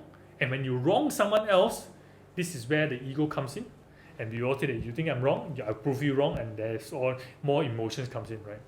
So problem solving in a very critical manner is the key. It's all based on understanding human emotions and everything. Yeah, make sense? If there's an aha moment here, just put in aha there, AHA, yeah, or put my name aha.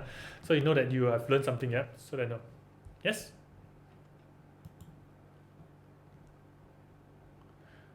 Right. So now that you know this, now you know how to think in a very critical manner, right? Okay.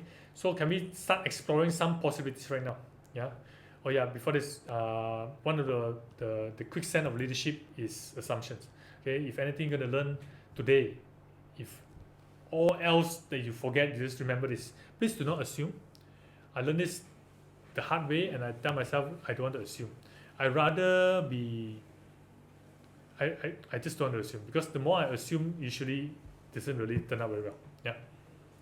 So now, shall we work on how to uncover opportunities right now? Because after we learn all these things, right, I spend some time over here. Let's look on how do we now uncover opportunities that's readily available. I'm going to share with you a very powerful techniques here, which I'm going to, it can be a long day or just talk about this, but very quickly, in the next half an hour, I'm going to share with you this. Yeah. So about scaling, yeah. This technique called scaling, right, is very powerful. I learned this from this thing called solution focus coaching, and I find that it's one very powerful techniques that we can actually use for ourselves, right? And what is this scaling techniques comes in? How does it work, right?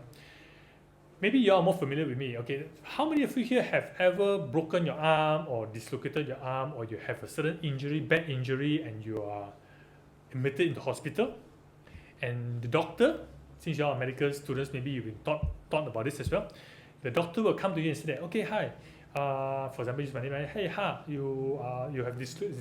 Okay, what happens to me when I was 20 years old? I dislocated my arms before when I was swimming, and I went to the doctor and the clinic while waiting for him. After waiting for 2 hours for him to come inside, and finally he came over. I was in pain. I was in very, very, very bad pain. And I was like, oh, come on, let's do something. And he came to me and said, hey, okay, how are you, boy? How are you doing? I said, okay, I'm okay. I said, can you fix my arms for me quickly, because I was holding on to my left arms. And then he looked at me and said, okay, so on a scale of 1 to 10, 10 meaning very, very, very painful, okay, and 0 means no pain. Where are you right now? Have you ever have doctor asked you this before? On a scale of 0 to 10, where are your pain threshold, right? So and then I told him that, okay lah, I'm still able to hold for 2 hours. So I said my pain level is 7. He said, okay, good, 7, okay, great. And then he left me for another hour. Then later on, when I asked him, why I'm in pain, why did you just go off? He said, you're 7. That means you still can stand. So it's okay, let me prepare myself before I come inside. I come to you. But if you have said 10, maybe I'll do something with you, give you an injection, a painkiller, whatever things, right? So this scaling here, right, is actually a way to give you a clarity where you are right now. So if I can put a number 7, right, means you can roughly gauge, okay, 7 means where? Okay lah, you're pain, but still okay lah. You still not even reached 10 yet. You know what I'm saying? If I say pain level at 2, that means, okay, no big deal. You can still run around with it, right? So this scaling technique is very powerful. And how do you use it? How are you going to use this, right? I'm going to share with you right now. Yeah. Maybe I want you to look into this. Yeah.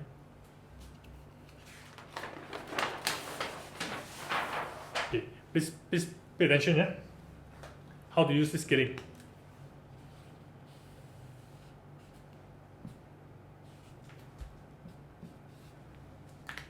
Okay. On a scale of 0 to 10, whatever you're trying to do, for example, let's talk about problem solving, right? Okay, for example, or wherever you're trying to achieve. Wherever you are right now, 10 is where your dream is, or it could be, let's talk about problem solving easier to make it as a content. So if you can solve the problem, you'll be at 10. Okay, so 0 means you're not even close yet. You haven't even started yet. 10 means you finally solved the problem, or you achieve whatever goal you have achieved. Okay, let's say some challenges, it could be a fitness goal, it could be anything. If you're at 10 means this is finally your finish line, you're done, right? And of course when you reach to 10, but right now you have not reached to 10, right? So now, I will start to say things like this. So on a scale of 0 to 10, where 10 being where you want to be, this is your end goal, right? And 0 means you haven't started. Where are you right now? So if I give you a very general thing, say for example, talk about fitness, I want to be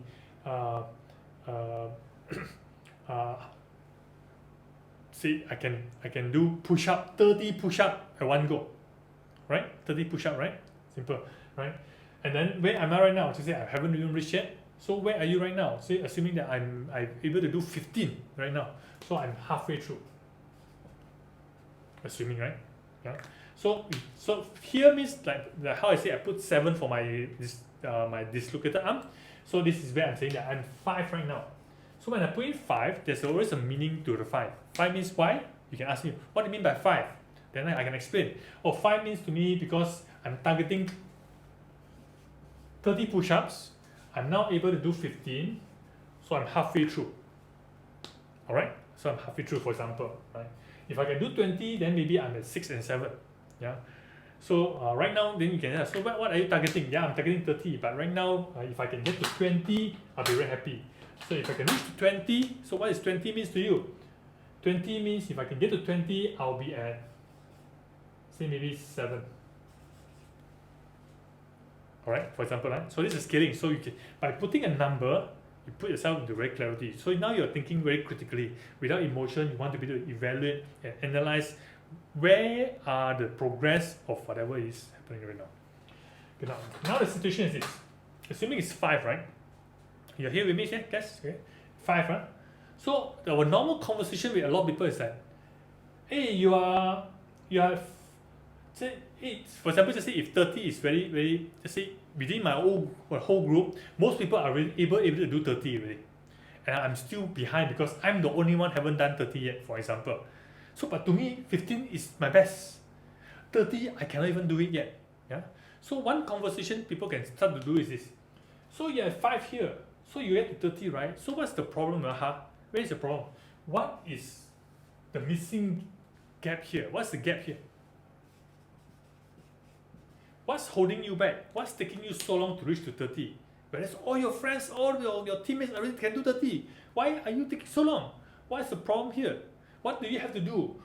And this is where we are looking into the problem, because why am I not moving to 30 yet? That makes sense? So, but when you're doing this, right, that means I'm looking into the problem that I have. Okay, now the issue is this. If I know how to get to 30, I will have got it there, right? True or not? But then if you keep asking me, hey, why am I doing this? How come, blah, blah, blah, blah. For me, it's like, do you think I'm getting more emotional charged because or frustrated? Or I find that I'm useless and things like that? Because if I know I would have done it, I do not know because maybe I cannot even reach there yet. This is my physical ability or whatever challenges I'm in because I can't do it yet, right? And if you keep asking me about what do I need to be doing right now from 15 to 30, what else can you be doing? How else can you get yourself move up to 30 fast? And everything that comes from here, right? These are all the solutions here, right? Is it a question mark? Solutions? It's still a question mark, right? Because even though it looks very logical, but right now I have 5. I can't even get there.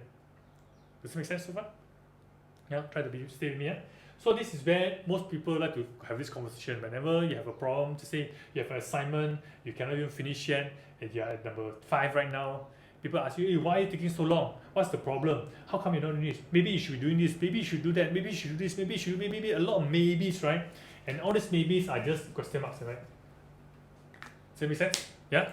So now, if you want to think critically, right? Sometimes while this seems like it's very critical or logical in our approach, but I want you to think of a different way.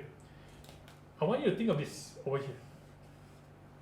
Okay? If I had 5 at this moment, okay, a very logical way manner is ask that is this. Hey, 5. So means 5 is better than 4, right? Is that true? 5 is better than 3, right? Even though you say you're already down here, you're only at 2, for example. You're only at 2. For me, hey, you're at 2. Very good. You're at 2. Yeah? So 2 is better than 1, right? Yeah? So now we're going to study this part here. So what are things that have you done? How do you get to 5? What have you done to get to 5? What's working right now that get you to 5? What have you been doing right now that makes you get to 5? You know what I'm saying? So number 1 here is that what works right now? What's helping you right now? That means what's already working right now to get you to 5? Because you will know what's working. I know how to get to 5 easily. Does it make sense? You getting me? Right? That's number 1. That's one way. Number 2 is that after you explore all the things that's getting you to 5, right? That means I'm doing this, I'm eating well, I'm waking up in the morning, I have this routine, whatever things I'm doing, that's why I'm now able to train to 5. But previously, a month ago, I was 4. Now, within 1 month, I get to 5. So now you can say, hey, that means within 1 month, you move to 5. Maybe in another month from now, you can get to 6 and 7. So you can actually do a very logical projection. Yeah? But you need to know what's working right now, right? Or you can maybe even ask question, no, there's this thing called exception. Yeah? There are times that we can perform much better. Does it make sense? Yeah? And maybe you can ask question like exception.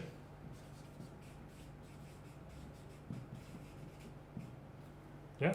So you ask you, hey, now you're at 5, right? Are there times when you find that you are slightly better than 5? Maybe you do more than 15. Have you ever achieved that before?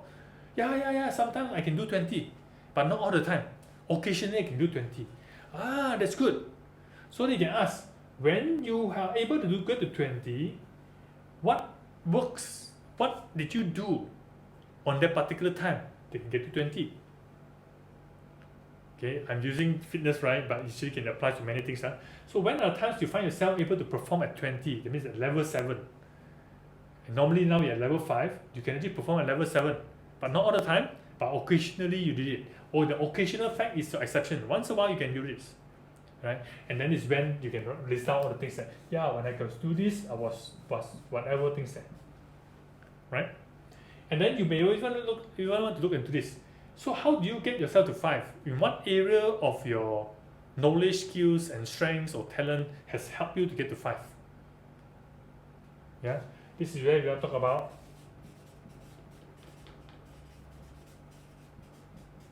strengths. Everybody has strengths, right? And certain people can get to 5 easily.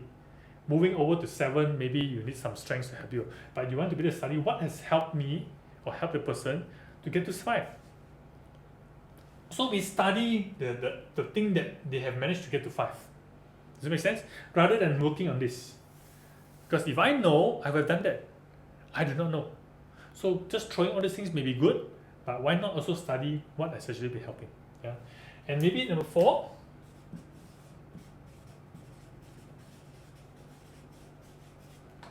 the resources. What are some of the resources that I have or help that I get that helps me get to 5?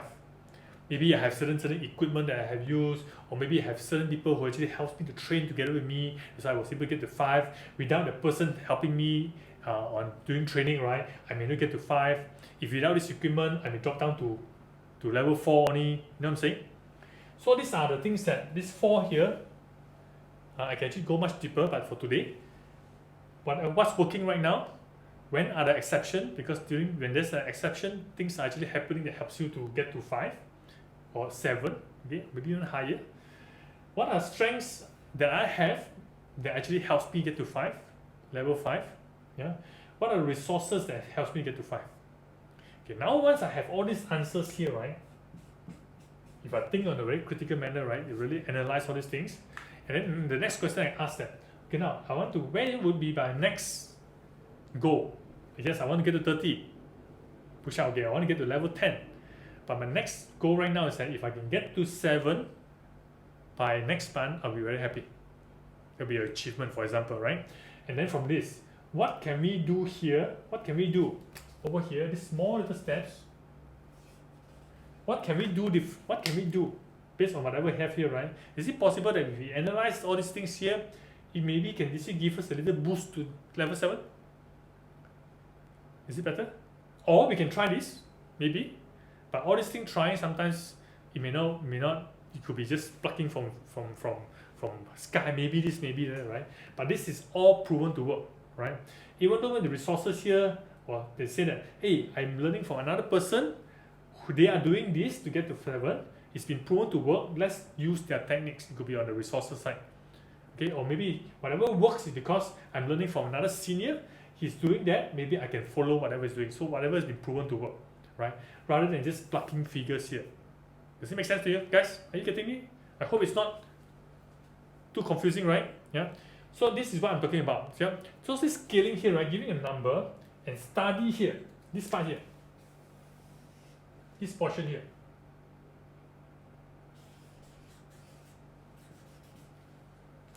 Gives us a very, very solid frame of mind because these are things that works. And we know that we can actually work on this because this thing, if we know what actually works here, think of it, analyze it critically, and we can know that we can always get back to 5. If we ever fall down below 5 again, we know what we need to be doing because we have done this to get to 5. Does it make sense? Are you getting me? Yeah, if you understand me, perhaps you can just put in a number for me, put in 8, number 8. So that you know, I know that whether you're still with me. Clear? Is it clear? Yeah. So this little topic here could be very big. there's a lot of things that you can learn, but I want to give you a little frame of mind to start off. How do you later on explore on this more? But you get me, right? Is it more logical, more critical this way than to jump into something that you may not know, and you get a lot of frustration because you may try all kind of things, it doesn't really work because there's no really proven way. Why not work on something that's proven? Yeah.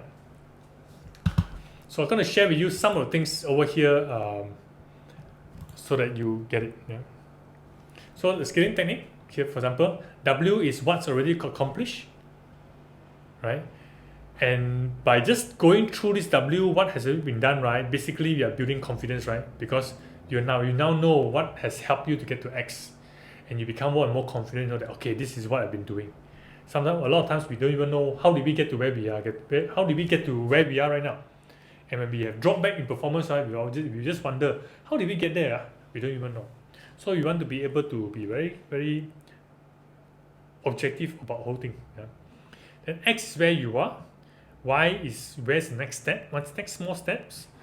And Z is where we are. All right. So let's talk about just now I talked about right this encountering opportunities.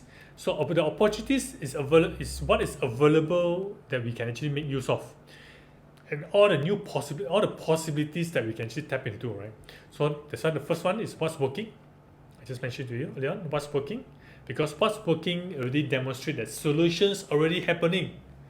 If it's working right now, means the solution is actually helping, is working, is happening right now. Does it make sense? So find out what works. Whatever is working means it's working. If it's not working, the solution is not working. Does it make sense? So find out what works, and you want to be able to critically think about it. Okay, this is working, means it's a good solution. Right? Exception is the key to a solution, because occasionally you get it, occasionally not. And there are always times that you find that I can perform better. So when the time you are able to perform better, what actually happens that makes you perform better? What actually happens in a different way that makes you perform better? That's why I call exception, right? There are times that you find that I'm in a role, I can do these things. And why you're able to do this, you want to be able to figure out as well. Then the strengths, know-how, and experience are the building blocks to the solutions. It's because of certain strengths you have, you tend to do things better compared to other people. You're weak in this area, that's why you may be at level 3, but comparing to your colleagues or your classmate, they are level 6. So they have certain strengths, right? Or maybe you have certain strengths, right? That's why you are at a different level. And this is all the things that you know. If they are at level 6 and at level 3, it means I can actually go to them and learn from them. Why or how did they get themselves to 6? Because it's already working for them. Yeah, a certain know-how and experience involved as well. For some people, because of the resources that they have, or the certain relationship with other people which they're able to get support from, they get them to be on a higher level on the skill. Compared to me, who don't have this relationship and resources, I'm at level 5. Compared to another person, he's a level 8. We have the same knowledge, know everything, but he is much better. Why? Because they have certain resources. If I can figure out or find out what exactly the resources they have, and I put in the same resources in for me, would I be able to reach to 8 as well? Definitely, right? Yeah. So these are the four areas. Yeah.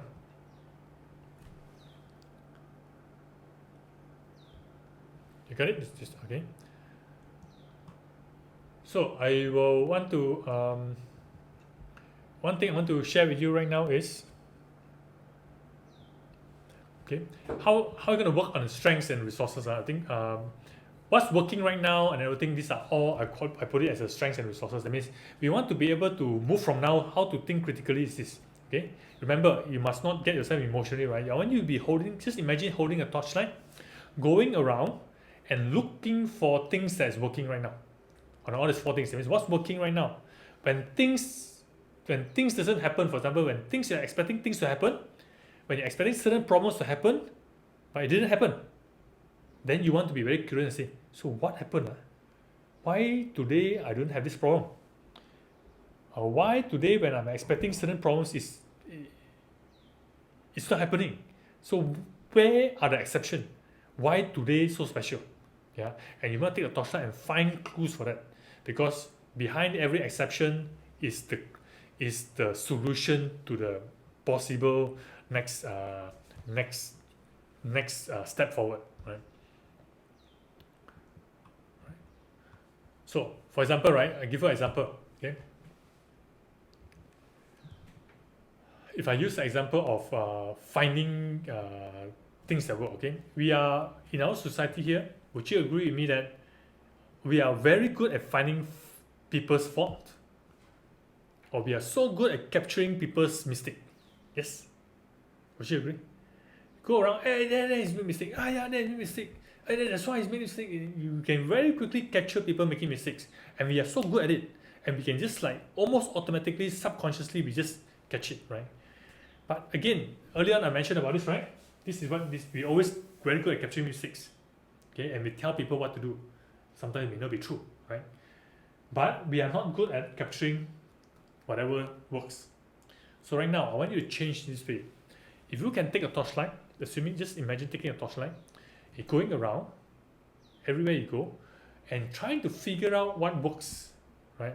And you find somebody doing a good work, right? For example, you want to be able to tell him about it. So let's say you met me and I'm doing something, maybe doing some kind of arrangement, doing some work, right? Arrangement, and you saw me doing a good job. Okay, just change first. You saw me not doing a very good job, and you said, hey, whatever you're doing is pretty good, but I think, right, that little box there is better that you put on this corner, right? I think the corner is better. In other words, you capture me doing wrong and tell me that, hey, please move it over there. So for me, it's that, okay, thank you so much. You just helped me to move it over there, but maybe I learned something, maybe I don't. Or you can capture, you say things like, hey, this is not the right way to do things. I think the box shouldn't be putting there. I think the box should put somewhere else. Where is it? I'm not so sure. Think about it. I don't know where is it. You think about it. So for me, if you are my boss or you are my colleague or things like that, I'll be like, okay, this box shouldn't be here, but where should I put the box? Then you say, I don't know, find something and go. So you still haven't given me a solution, right? So I have to like, okay, I know I shouldn't put here. Thank you very much. But where do I need to put it? I still don't know. I still have to figure it myself. But if you are able to twist it around and say that, hey, if you change it and say, if you find me, for example, in some instances, I've put the box correctly in the right place, and you tell me that, hey, I like the way you put the box. It's so done neatly and so nice. Hey, fantastic work. Okay, when you are able to capture me doing correctly, which most people don't do it, right? When you're doing it correctly, yeah, expected. They should know. I don't even give a thank you or good job. Just you're expected to do it correctly. Yeah, that should be the way, right? But if you can actually tell me that, hey, that's the good way of putting the box, fantastic. So now, in fact, instead of by you telling me this, you've actually helped me in three ways. Number one, you tell me what has worked. That means whatever I'm doing, putting there in the corner, in this manner, in this way, is perfect. It's done very well. So technically, you're telling me this is the good way of doing this. It works. So I know that by putting there, it works. Number one. Number two, by you telling me to put there, is it possible that you have highlighted that maybe I have certain strengths, that's why I know how to put the box that way? Maybe you've highlighted a certain talent for me. It's like, for me, it's like, yeah, put there, of course, it's very logical. Okay, but because you told me that it's a good thing to do, yeah, very good. But to other people, maybe it's like, well, how did able to think of putting the box over there? Correct or not? But it could be because it's my area of strength, because maybe my talent, my know-how, my skill, my experience, I don't know. I think putting there is the best way. And that becomes, you just let me know that, yeah, that's a good thing to do. You maybe have highlighted to me my area of strength. And if you do it a few more times, then I realize that, hey, actually I have a certain talent of how to stack the box, for example, right? Yeah. And by doing this, right, do you think that just because I know exactly how to do it and how to do it well, do you think I'll be motivated to do it better and do it again? Definitely, right? So sometimes going around with the torchlight and highlight people's strength and telling them, right, you're actually doing wonders for them, because a lot of us sometimes moving around don't even know that whatever we are doing is good or not. We just put there, yeah, it's good. Nobody even tell me, nobody even praise me, or sometimes I may have put it in a very nice place or do a certain job in a very good manner, and because nobody tells me that it's good, I may think that it's not good enough. I may change and do something else, or the next time I do it differently, and that differently could be worse than before. Does it make sense? You know what I'm saying? Yeah. So we want to be able to help each other by actually reinforcing, telling people that, hey, you've done a good job, continue doing it, and get them motivated to do it. So likewise, we want to be able to actually highlight in our own strength if we can by doing this. Okay? And when we do this, we now know that, okay, this is what I'm doing well. This is what is my area of strength. I can do this pretty well. In the areas I'm not so good at, maybe I need to find some help. So it gives me, in a very critical frame of mind, how do I arrange certain things to do. Are you getting me? Yeah, I hope. Yeah, you're getting me, right? So this is what I mean. Right? So illuminating strengths is very, very powerful. Go around, shine, because shine on the values of people. Bring it up, let them know that they are done a good job. Because by doing this, right, you're actually telling them what works for them, or whatever they're doing works. Maybe even highlight to them that, hey, you can say, hey, how did you know how to put the box over here? What did you do? How come you can think of that? And you can actually bring up the essence that, hey, they have very good way of thinking and they are able to do things correctly and so well, and I can actually learn from each other as well. Yeah, and they are motivated to do more of it. Okay, clear? Yeah. So this is very, very strength based in a way, because we want to actually highlight on people's strengths, do more on people's strengths, and play more on your strengths, because in the area of your strengths, you are a superhero. In the area of your weaknesses, you are like you find yourself so weak you can't even do a lot of things because you don't even know how to do it, or you have so much fear and everything. But in the area of your strength, in the area that you're so good at what you're doing, sometimes you're just so good that you don't even realize it, and this is where your superhero power or talent comes in. Yeah, and this is where you want to be able to highlight people's success, and if you can, also you want to figure out which area of strength you are. So this requires you to think very logically, be very, very, you really need to sit down, very conscious, and observe what people are doing, observe what you are doing, why are you doing things so well in certain things, why are you not doing so well in other things, and figure out, is it possible this is your strengths, these are weaknesses, certain knowledge that you have.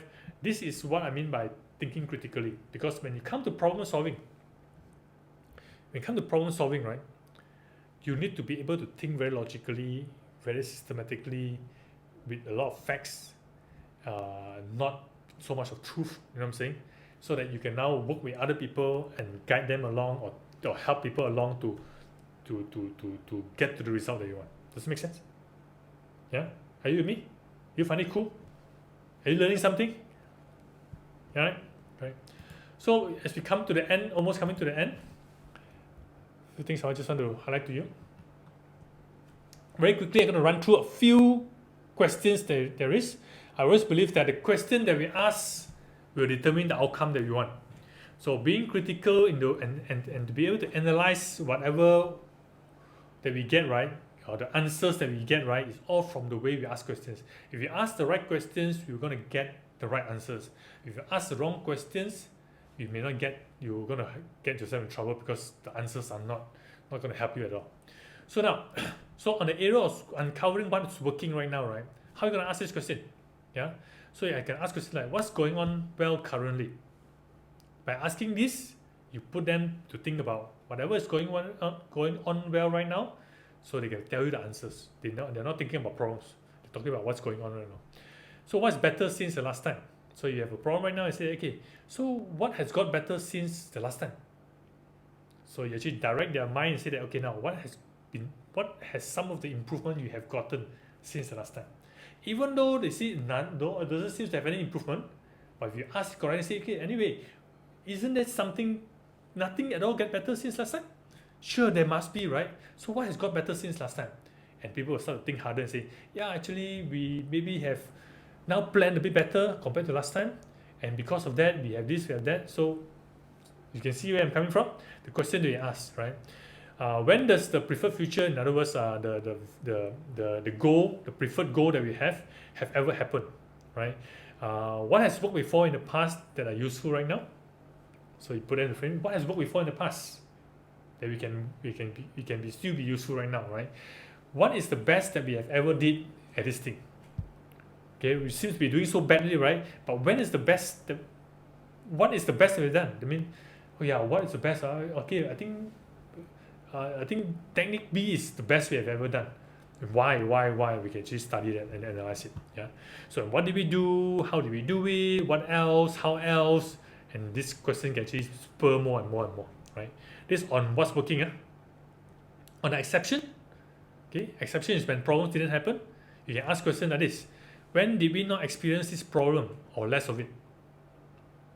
Yeah, we seem to have a lot of problem, right? Yeah. But when did we not experience this problem, or maybe lesser of it? Right? Was there a time when problem didn't happen at all?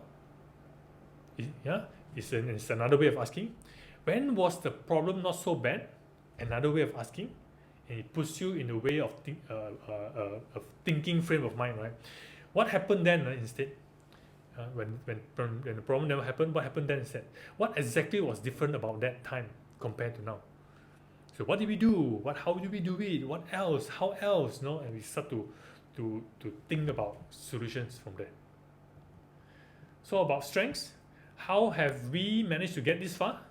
Despite all the challenges that we have, but how did we manage to get to 5? Yeah, we seems to be not going anywhere, but we're still at 5, right? So how did we get to 5? Right? So what have we been successful in handling this situation? Okay, or when have we been successful? We can change it a little bit. Or what have we done that we've been successful in handling this situation? Yeah. Or how have we been able to cope this far? Sometimes coping is also a strength. Yeah. And what have we been doing to prevent matters from being even worse? Okay. What have we done in the past that might help now? And what did we do? How did we do? What else? And how else? You can dig down deeper and deeper and deeper. Yeah. Last one. About resources? What resources do we have that can help? Who can we rely on for support to help in this situation? So it gives let us think who else can help us. Even though right now we are like, I don't know what to do anymore, but who else is possible to help us? Right? Who can we leverage on to make things easier for us? Yeah? Who have similar experience that we can learn from? Who would have different perspective on this that we can actually get some better clarity, right? And again, who else? What else? How can we leverage on it? So these are many questions. So you have to learn how to ask questions. The questions that we ask will determine the outcome that we want, and this is one way of analyzing situation. Yeah. So in a nutshell, it's all about finding what works. Yeah, find what works. Whatever is working, the solution is really there. Whenever there's an exception, something is working there. Whenever things works, there must be some strengths or knowledge and know-how at play, right? Or some resources in there to support us, right? So basically, it's about finding what works. In other words, you want to find out the root cause of success. Instead of studying the root cause of failure, I want you to think about it and say study the root cause of success. What caused things to be successful? Of course, we want to study the failure as well, but I want you to study both. In fact, I would say study a bit more on successes because we seldom do that. So if you understand about this fishbone or cause and effect diagram, you have studied this before. For example, this is our failure. This is how we normally do. What's the problem? Where's the root cause? Where's the root cause analysis, right? This is our failure and caused by 1, 2, 3. We always study what makes us fail because we always think that if we study what makes us fail, then we can improve. Yes, it's true. But then the question is this: if you know you wouldn't have done it, right? So if you keep studying the failure, it might not help you as much. But however, if you can study your success and what has caused us to be successful, right? This could actually reinforce us to know exactly what to do in the future next time, right? So with this, for those who have attended the earlier program in February about complex problem solving, I share with you solution focused approach and the three key principles. Yeah. For those who have not attended, this is okay. It's still these three key principles I want to share with you. I want to share with you especially on number 2. Find out what works and do more of it. I love this the most. I think this is where you can find out a lot of solutions and solve a lot of problems. If we go around consciously looking out and really find out what works. If this is working, how come this is working? Why is it working? And study it, right? You will get a solution from that. If people are doing it well, study what people are doing. In other words, model them, copy them, find out what successful people do, find out how people have done it successfully. There must be a solution to that, because whatever is working means what? Solutions are already there at play. The solutions is already working at this moment. Does it make sense? Yeah. So number 2, I love the most. Number 3, if it's not working, don't continue. Just stop it. Okay. Find more what things that works. Right. So with this, I think I'm gonna end with this simple thing. Be a leader who is responsible and resourceful. Because I'm gonna have three simple things to say. First, number 1, if you want to solve any problem, you need to be critical, right? And in order to do that, first, number 1, I think only leaders solve problems. Because if you are not willing to be a leader, would you solve a problem? Would you even solve problems? You probably won't, right? If you're not if you are not willing to be a leader, you will never solve problems. That's number 1. Okay. But if you are willing to be a leader, but you do not have problem-solving skills, or you don't have critical thinking skills, or analytical skills, right? You will not be able to solve a lot of problems, right? So, but however, if a leader who are willing to be leaders, because that means they have responsibility and they know how to solve problems, that means they are resourceful, they can actually create a better place in the world. Let's put it this way. Okay? You can make changes, you can actually make things better, right? So I really encourage everybody here. Critical thinking skills is one of our leadership skills, and the key here is to become a leader who are responsible and be resourceful. So if you can solve problems, right, in a very critical manner, and you can actually find solutions to it, then your responsibility can be a very powerful thing, because then now you can go out there and make changes and make things better for everybody. Yeah, does it make sense, guys?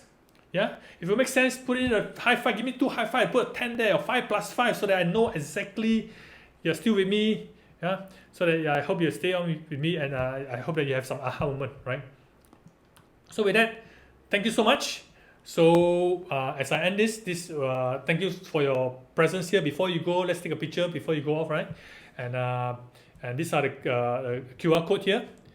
You need to scan this and then answer some questions, and give us some feedback, and you will, from there, IMU or Doreen and Najwa will arrange to send you the e-certificate for this session. Yeah. So I'm going to pass you back to Doreen or Najwa. All right. Thank you everybody for being here. Don't go yet. Let's take a picture together before we go. Right now, I pass back to Doreen. Yeah. Hi everyone. Najwa here. So before we all go, is it possible for all of us to take a group photo? Yeah. Okay. So why don't you put your camera on for just a little while? Yeah, just on your camera for a while. Let's take a picture together, please. And then I'll put back the QR code for you to scan. Yeah. Quick one. Everybody on your video, please. Yeah. Yeah. 1 minute. Just 1 minute. Your pretty face and handsome face. Yeah. So that I can get to see you as well. Hi guys, nice to see you all finally. How are you doing? Good? Are you learning something? Has it been valuable for you all? Do you have some kind of aha moment that you can hopefully spark some ideas? You know what to do? Yes? Yeah. So everybody's on your video. Yeah, come. There's 2 pages at least for me to take. Okay. All right, ready? Okay. Ready? Ready, yeah? Yeah. 1, 2, 3. Okay, give me 1 minute. Give me 1 minute. Next page. Yeah. Hold up, yeah. Give me 1 minute. Just paste it here. Okay. Right. Do you have any questions? Okay. You have? Okay. Okay, I'm sorry. One more time, yeah. 1, 2, 3. And then I have to. What should I do? Sorry, I'm so sorry.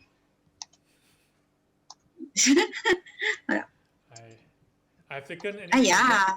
I have taken. Don't worry. Okay. All right, and then the next page, yeah. Okay. 1, 2, 3. Thank you, Mr. Ha. Thank you so much. Okay, now I will put back to the QR code for you all to scan. Where is it?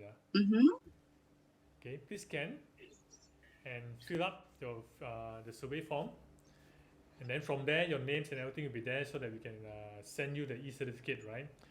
Right. Yep. Yes. So make sure you scan and you fill up the form so that I can send the e-certificate within 1 week time. So make sure you just fill up the form.